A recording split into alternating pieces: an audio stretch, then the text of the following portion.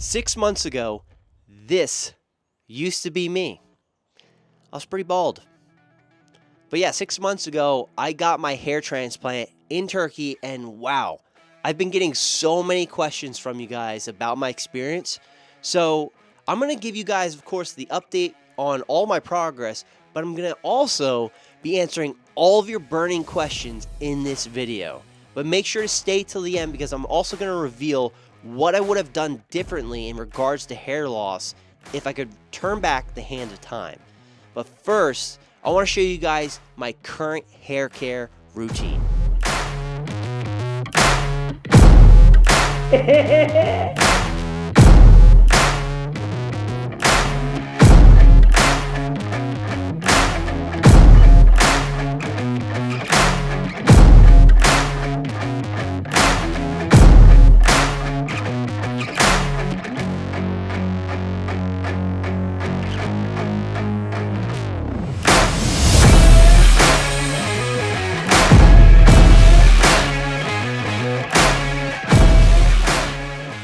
Before I reveal the progress up until this point, let's take some questions from all of you guys. Hey, Andrew. Hey, sweet. I mean, thank you for taking your time to even respond, man. So I know you got a lot that you're doing right now, so I really appreciate that. But yeah, so I'm kind of curious because I see that you work out and you lift. Did Now Hair Time is recommending that I wait a whole month before lifting again? I'm sure you probably got that same recommendation. How was that like essentially for you? All right, so there are a couple parts to that question. First part was in regards to working out within the first 30 days.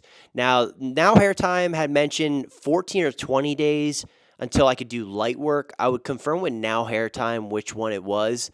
But at 14 or 20 days, I started to walk on the treadmill and just move my body, avoiding sweating. And then at day 30, that's when I resumed regular high-intensity training. That recovery process, did you find your head swelling a lot? Did you wait for a while before you put on the hat? Because I'm a professional musician and I wear this fedora on the weekends and I start to perform. Like right now I'm on a little band vacation, and long story short, I end up wearing the hat often when I perform. I'd love to get your 2 cents on that. Thanks for even responding to this. I know you got a lot of stuff doing, especially that you're going to be moving out to Tampa, man. That's a huge chapter, man. So much congratulations on that, brother. And thanks for your time again. All right. So to break that into pieces, in regards to... Oh, I'm going to have to listen to that again. 1 second. Okay, the message ends right there. So in regards to swelling, as long as you're keeping your head up and you're not looking down, because they actually recommend to not look down. Reason being is all the stuff that they put in your head to numb your head will seep down into your face and swell up. The one gentleman who was at the clinic, actually his face swelled up pretty bad because he was looking down at his phone a lot. So for me, I kept my head up like all the time. I took that very seriously and I had no swelling. And I also used a little ice pack that they provided to manage swelling. But overall, I didn't have any swelling because I just, followed the instruction of keeping my head up at all times. Oh, and for the hat, I would recommend not wearing a hat, unfortunately, because they don't recommend it themselves, but also it's going to cut off the airflow to your head, especially in the time of recovery. It's very important that you have as much airflow to your head as possible. So I would avoid wearing any hats, especially within the first month. You know, me now, I just don't wear hats at all. So my answer to that would be, I would avoid wearing a hat if possible. Next comment / question was, cool, very informed video, bro. I'm looking at booking myself with Now Hair Time. Did you go for the FUE or the DHI method of transplant? So I did the FUE. So that's where they take the individual hair follicles out of the back area, the donor area. And it's not where there's FUT where they have the strip of flesh that they take out of the back of your head, which you may have seen. It leaves people with these scars. But when I got my haircut in the last video, you can actually see that there's no scarring. So I did the FUE method where they take individual hair follicles and then put them in the transplant area. Next question is, how was the flight back? Did you fly to the US with just the bandage on your head? And if so, what were the reactions?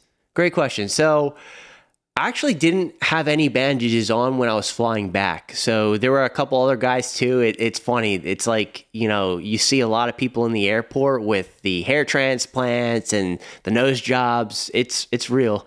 And at the time of flying back, I actually stayed another day to get my head washed. And so you could see the redness, but there was no bandages on my head.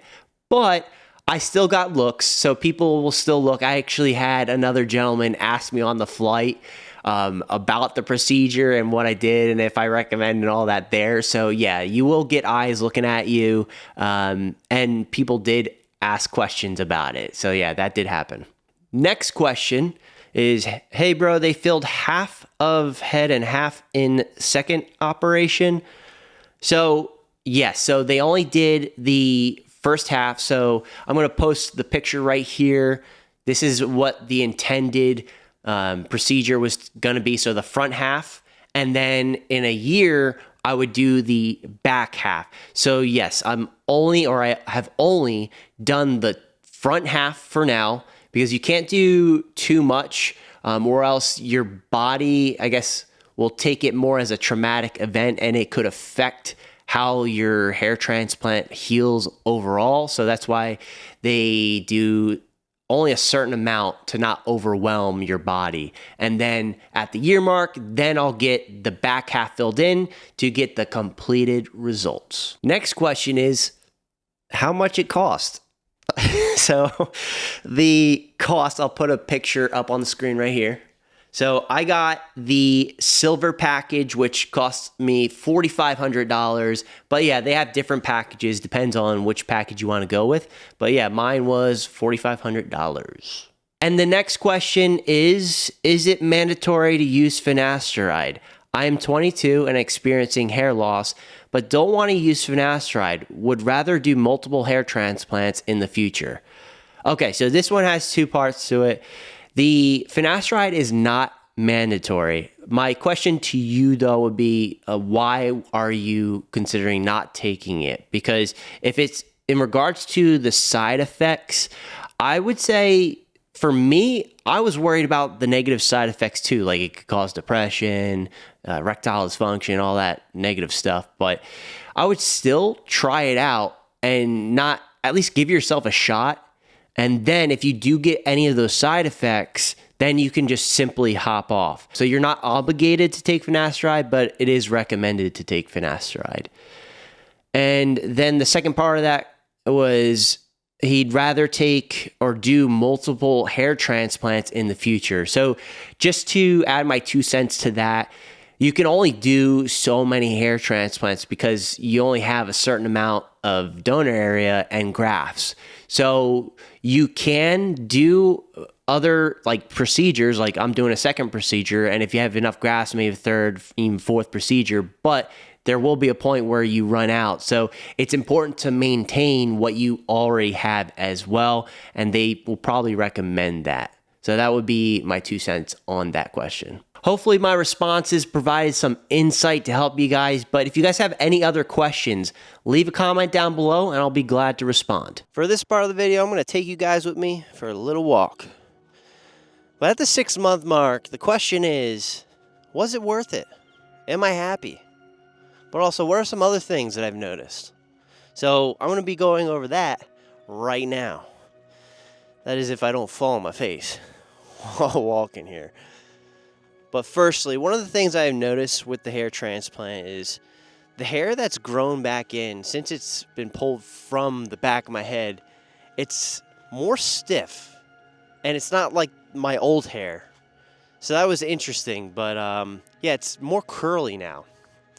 But it's not necessarily a bad thing. And overall, I'm very happy with getting the procedure done.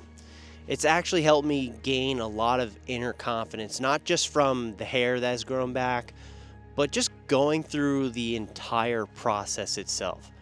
Like while the hair was growing in, obviously the front was coming in, but the back, I still had that bald spot. As you can see here, like working out at the gym, when I was under direct light, you could see the bald spot. And it kind of reminded me of like holding on to your hair and not just shaving it all off. And I'd rather just shave it all off versus having that bald crown in the back. But after a while, I started to just not care. And I wasn't going to wear hats because that's obviously not good for the recovery. And so it helped me drop the weight of what I gave to everyone else's opinions.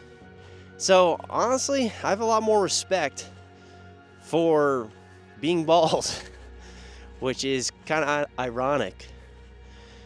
But I do like the way I look with hair. And I'm already this deep into the process.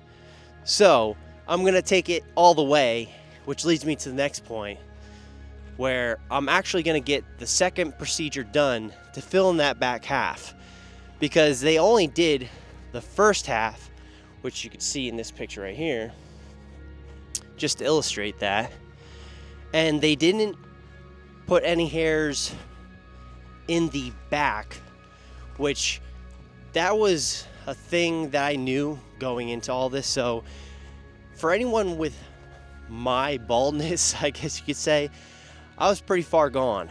And so it's going to take more than just one procedure to fill your head. And so I knew that this was going to be a journey and a process. And so I've chosen just to go through it. And if you had to ask me if it was worth it, yeah, it's totally worth it. I would do the same thing over and make the same decision, no doubt. And with this second procedure being done, if you guys want to see the finished result, don't forget to subscribe, because I'll be taking you guys along for the ride to Turkey to show you guys as much detail as possible when I get the second back half done as well.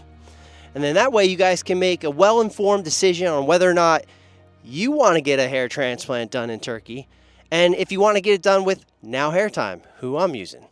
And with no further ado, here is my progress from start until today. A total of 6 months, but keep in mind, guys, that I'm only halfway through the process, and it really is a hair growth journey, because yeah, I still got 6 more months until I get the second procedure done. And if you're as bald as I am, yeah, you'll need 2 procedures and have to endure just dealing with a bald spot in the back of your head. So yeah, enjoy.